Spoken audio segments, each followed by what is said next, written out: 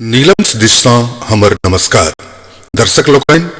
ए channel का subscribe करवा के लेल लाल बटन का दबाओ आ तकर बाद घंटी पर क्लिक करके नव नव मैथिली गीतक आनंद उठाओ।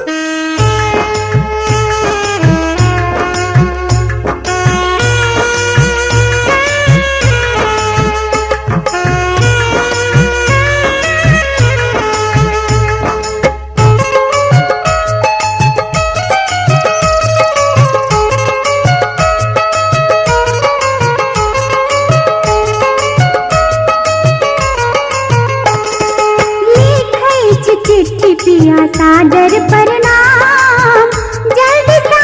पिया गाम यो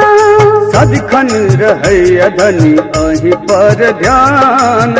अबै छी जल्दी स गाम ये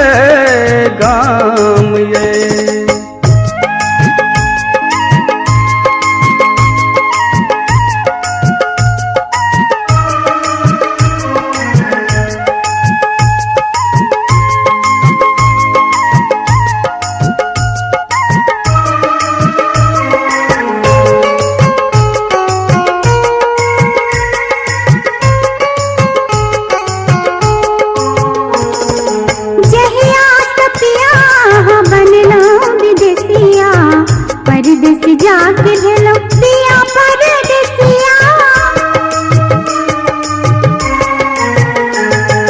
जहिया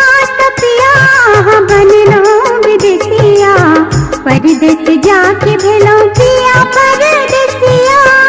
देखै छी चिट्ठी में हम अहाँ के सुरतिया बिसरब ने हम धनी मोहनी मुरतिया टिकुला बनल पिया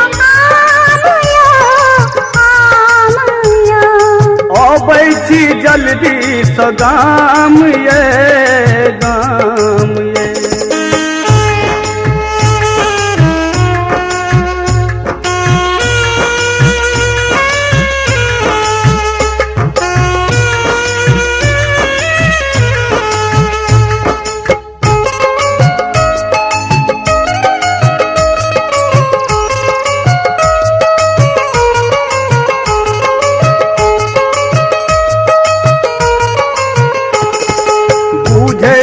अहाँ के मोन के बतिया अही के याद में हम काट दिन रतिया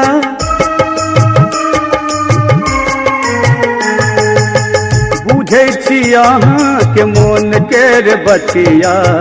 अही के याद में हम काट दिन रतिया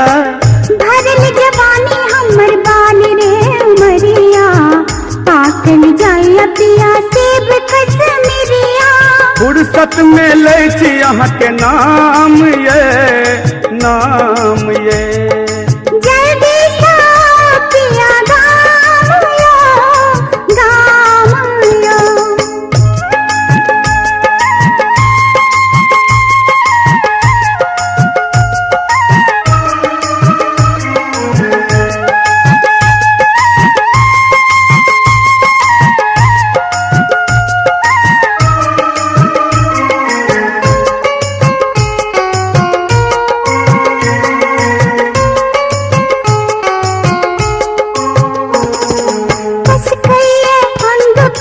खन के कंगना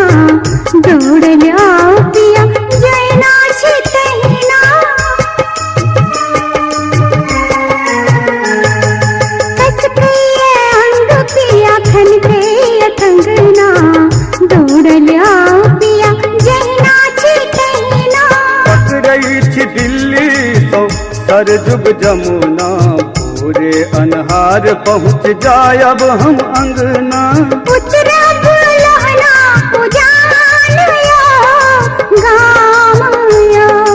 अबै छी जल्दी स गाम ये लिखै छी चिट्ठी पिया सादर प्रणाम जल्दी सा पिया गाम यो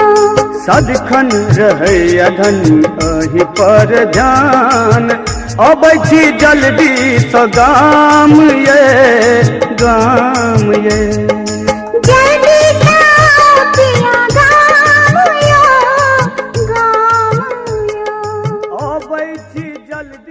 सगाई।